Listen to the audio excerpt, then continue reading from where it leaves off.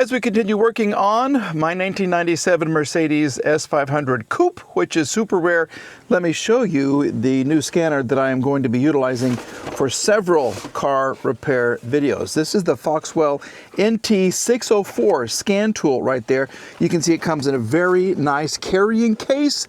You get the port that attaches to your car right there. You get another little port with a Type-C and a USB end right there that you can plug into here. This thing comes with everything that you need to diagnose basic problems with the car. Let me tell you a little more. So this is it right here, and this comes already fully loaded with all of the diagnostic software that you need right out of the box. It'll automatically scan your VIN as well, and this will read systems like your ABS system, your braking system, your SRS system, your airbag system. Also, it will read your engine and the transmission check lights. If they happen to pop up in your dash right here, this is a very inexpensive way to check them and to get into those four modules and see exactly what is going on. If you go to the dealer, you're going to more than pay for the cost of this right here. It's very inexpensive. It's very well built, and let me show you how it works.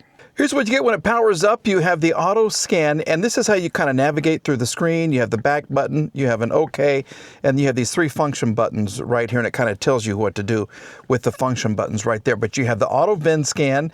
You can run the diagnostics, which is where this really does excel. If you want a generic OBD2 reader, this will do it. It will also do kind of a history report, your readiness right there. It will test your battery. Let's go ahead and see.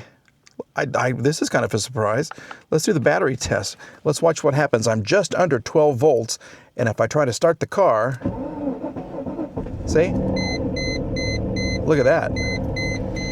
See, this is a big V8, and it does take a lot of power to charge the car.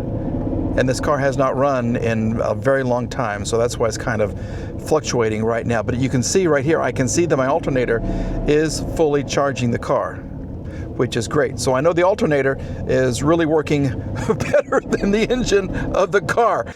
Okay, let's go into the OBD2 portion of this.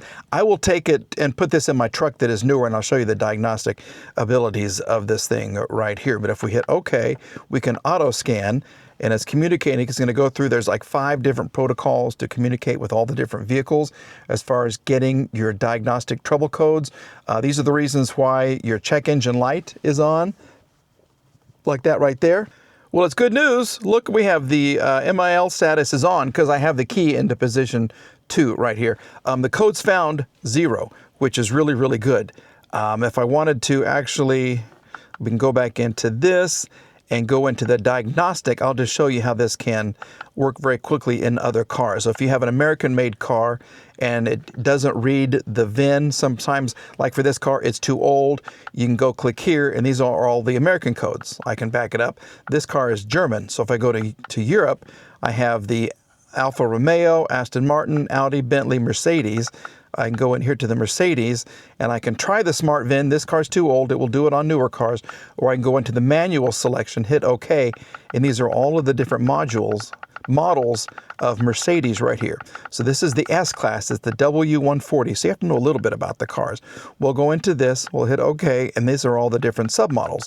You know, the S420, the S500, the S600, so on and so forth. But see here, this is me, 140.070, which is the S500C for Coupe. Here's something else we'll do. If you don't want to spend time on the Google right here, it does have a complete diagnostic trouble code library. So if I hit OK, you can put in your P, 1013, let's say it was 5 or something. Okay, we'll hit OK, and that tells you the lambda heater circuit bank 1, sensor 1. So you can put in whatever diagnostic trouble code you want, and it will tell you actually what it is. That's going to help you kind of fix the situation. And if your check engine light is on, it will turn off the check engine light. It will not clear an SRS or your airbag crash light. Okay, so if your SRS light is illuminated, and mine is supposed to be, Someone may have taken out the light bulb right there, but let's say that I had a problem with the steering wheel airbag and I replaced it. This won't clear it. It will tell me that's the problem, but it will not clear it. Okay, now we are in my 2004 Dodge Ram 1500 pickup truck. Let's see if this will auto scan. This is going to save you time. If you have a whole bunch of vehicles, it's going to jump in here and hopefully tell us exactly what the car is, and then I'll show you some more of what this pretty useful diagnostic tool can actually do. This executes all diagnostic trouble code tests. This will take some time, so we're going to hit F3. Yes, we're going to go into all these modules. The powertrain or the engine, the transmission, the airbag, which is also SRS, or the ABS, the anti-lock brakes. So we can go in here. There were no codes or anything like that. What we can do is take a look at the ECU information, the number of the ECU, the actual computer. We can take a look at the live data. It's going to give us a whole bunch of choices right here. So we can take a look at all of this information. Accelerator pedal position. We can take a look at the volts. We'll take a look at engine RPM. Okay, or F3. Okay. Purge airflow, purge mode, EGR sensor volts, if we want to check the EGR sensor. Okay, then we'll just see what we got. So here we go. We can see the engine RPM is between 600 and 700. If you look right there, it's about the same. EGR sensor volts, reading 4 volts right there. Then we can back this up and go into the other modules that we want to.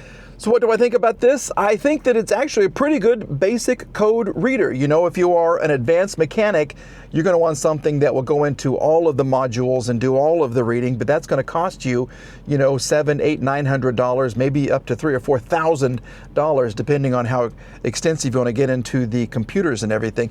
This is very, very basic. It will go into the 4 modules that I told you about.